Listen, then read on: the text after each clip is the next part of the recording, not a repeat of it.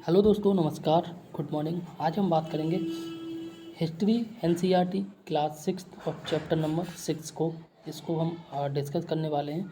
और ये जो पीडीएफ है, सच कहें तो ये पीडीएफ प्राप्त की गई है कुमार एडुकेनमेंट ऐप से, ठीक है ना। वहाँ से पेड कोर्स लिया वहाँ से। तो इस वीडियो का और इस पीडीएफ का पूरा क्रेडिट कुमार सर को जाता है, ठीक। आज हम जो है डिस्कस करेंगे, कल इससे पहले जो वीडियो थी उसमें हमने 4 वेदों के बारे में बात की गई कि हमने करी थी, ठीक है ना। जो पहला वेद था वह वैदिक काल में लिखा गया, ठीक। और बाकी के 3 वेद जो है उत्तर वैदिक काल में लिखे गए थे। और उत्तर वैदिक काल में जो है घोर घोर वर्ण व्यवस्था शुरू हो गई थी। और उसी वर्ण व्यवस्था के बारे में आज हम डिस्कस करेंगे, ठीक। तो आइए डिस्कस करते हैं। वीडियो अगर अच्छी लगे तो प्लीज़ लाइक कर देना, दोस्तों में शेयर कर देना और चैनल को भी सब्सक्राइब कर लेना, ठीक।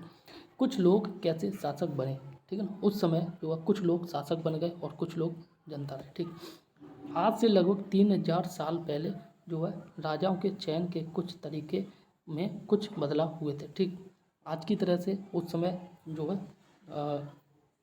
राजा का चयन नहीं हुआ करता था, ठीक। वे अधिक शक्तिशाली बनने के लिए बड़े बड़े यज्ञ करते थे, ठीक।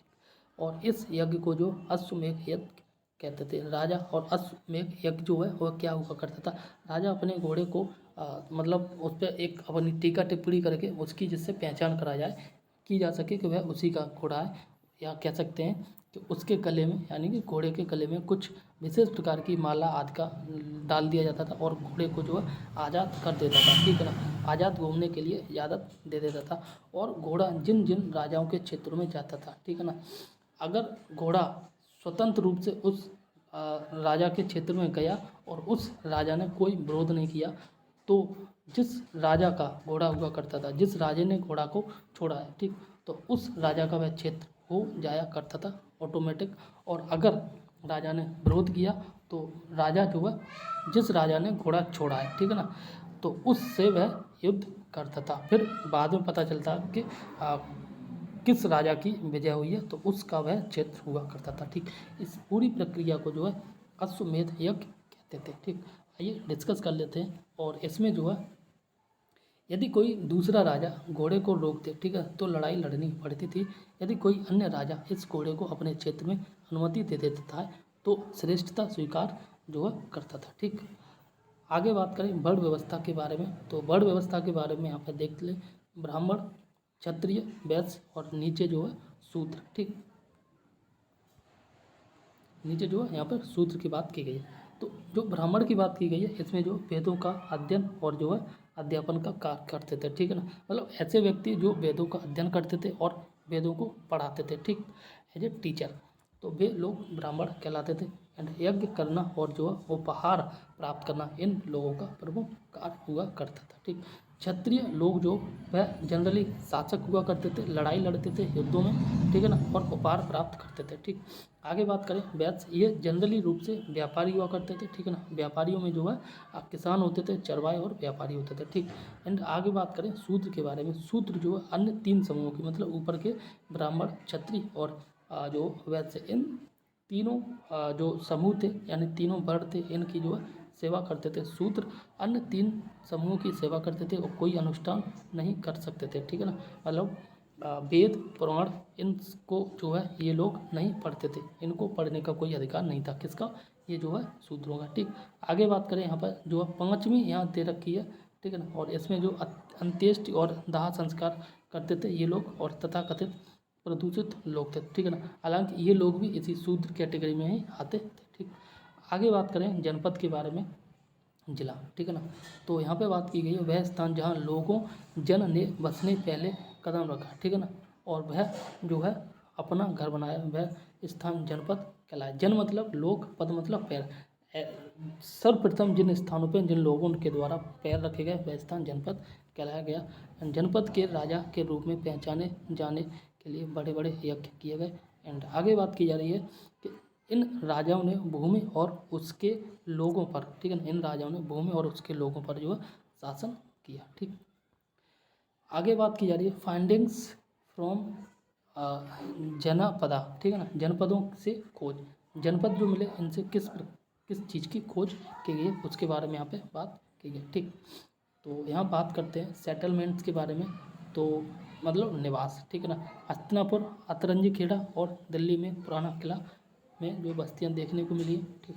खेती के बारे में बात करें तो चावल, गेहूँ, जौ, मौसमी दालें, गन्ना, सरसों उगाते थे, ठीक। आगे पशुपालन की बात करें तो लोग जो मवेशी और अन्य पशु पालते थे, ठीक। मवेशी में जनरली गाय देखने को मिली है और अन्य जो जानवरों की बात करें तो घोड़ा, ठीक है ना। आगे बात करें, वे मिट्टी के बर्तन और चित्रित भूरे बर्तन बनाते थे, ठीक। महाजनपद के बारे में बात करें तो महाजनपद जो है आज से करीब 2500 साल पहले जो कुछ जनपद दूसरों की तुलना में अत्यधिक महत्वपूर्ण हो गए थे और अधिकांश महाजनपदों की एक राजधानी थी, उनमें जो कई किलेबंद थे, ठीक। इसके साथ अगर हम बात करें किलेबंदी की बात, किलेबंदी का मतलब है जैसे जो पूरा जो कह सकते हैं सोसाइटी है, ठीक है ना, और सोसाइटी के चारों तरफ जो दीवार लगा दी जाती थी, ठीक है ना, उसी को किलेबंदी कहते हैं। सिंपल है, आज की डेट में शहर में जाओ, शहर में जो सोसाइटी मिलती है, सोसाइटी के चारों ओर दीवार, एक ऊंची सी दीवार देखने को मिलेगी, दैट इज सेम, ठीक। उनके चारों ओर लकड़ी, ईंटों और पत्थर की विशाल दीवारें हुआ करती थी, कारण जो है आसानी से शासन नियंत्रण किया जा सके, ठीक है ना, शक्ति और धन दिखाने के लिए, ठीक। और इसके साथ जो है क्षेत्रों को हमले से बचाने के लिए, मतलब सुरक्षा के लिए, ठीक। आगे बात की जा रही है करों की आवश्यकता, नीड्स फॉर टैक्सेज, ठीक। तो यहाँ पे जो है बात की गई है विशाल किलों का निर्माण किया गया था, ठीक है ना, और जो है बड़ी सेनाओं का रखरखाव किया गया था, ठीक। करों की आवश्यकता, जैसे जो राजाओं के द्वारा करों की लिया जाता था, करों से क्या काम करते, विशाल किलों का निर्माण किया गया, ठीक है ना, और इसके साथ जो है बड़ी सेनाओं का रखरखाव के लिए खर्चा की आवश्यकता होती थी, ठीक। आगे बात की जा रही है जनपदों में जो है लोग कभी कभार उपहार भी लाते थे, ठीक है ना। जो लोग उपहार लाते थे वह जनपद के जो प्रमुख हुआ करता था, यानी कि राजा, उसको देते थे, ठीक। महाजनपद में लोगों से कर की वसूली हुआ करती थी, ठीक। एंड आगे बात करें तो आगे बात की जा रही कर जो है कौन चुकाता था, कर जो है किसान चुकाते थे, ठीक है ना। किसान यानी कि किसान जो है अपनी फसलों, जो फसल होती थी, फसल का कुछ भाग जो कर के रूप में अपने राजा को देते थे, ठीक। पशु एवं जो है पशु उत्पादों के रूप में कर जो है राजा को दिया जाता था।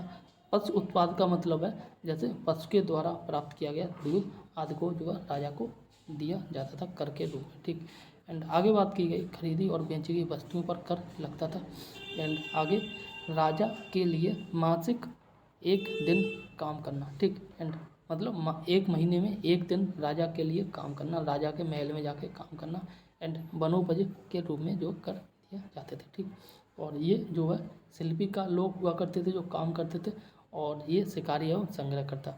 शिल्पी लोग का मतलब है एक तरह से स्किल्ड पर्सन, ठीक है ना। आज की डेट में मान के चलो कोई कारपेंटर है, ठीक है ना, या फिर कोई पॉटर है, या फिर कोई टेलर है, तो इस प्रकार के जो व्यक्ति उस समय हुआ करते थे, और ये व्यक्ति राजा के लिए महीने में एक बार काम करते थे, ठीक।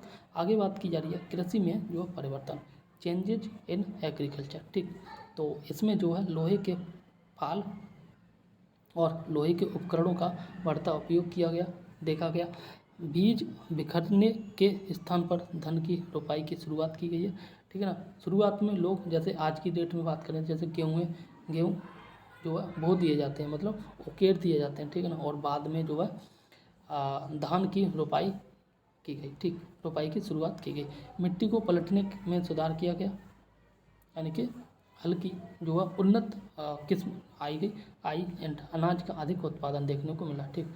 अधिक पौधे जीवित रहे और उत्पादकता बढ़ी, ठीक है ना, यानी कि जब फसल की रोपाई की जाती है तो अधिक फसल उत्पादन होती है, ठीक। आगे बात की जा रही है मगध सबसे शक्तिशाली जनपद था, पर क्यों था, ठीक।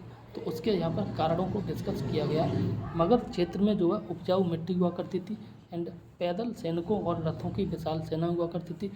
कृषि में लोहे के उपकरणों का उपयोग किया गया, औजारों एवं हथियारों में लोहे का उपयोग किया गया। बिंबिसार और ठीक है ना, अजात शत्रु है जो जैसे प्रभावशाली राजा हुआ करते थे मगध जनपद में।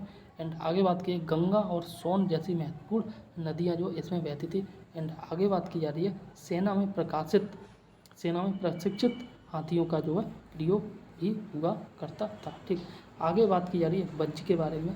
तो यह जो है सरकार का भिन्न रूप यानी गढ़ या संघ था और कई शासक एक साथ शासन करते थे, उसी को जो है वज्ज कहते थे। ठीक, वज्ज की विशेषताओं के बारे में अगर हम बात करें तो पूर्ण और लगातार सार्वजनिक सेवाएं आयोजित की गई थी, मिले और साथ में काम करते थे, स्थापित नियमों का पालन करते थे, बड़ों का सम्मान करते थे और उनका समर्थन करते थे, महिलाओं को जो है पकड़ा नहीं जाता था।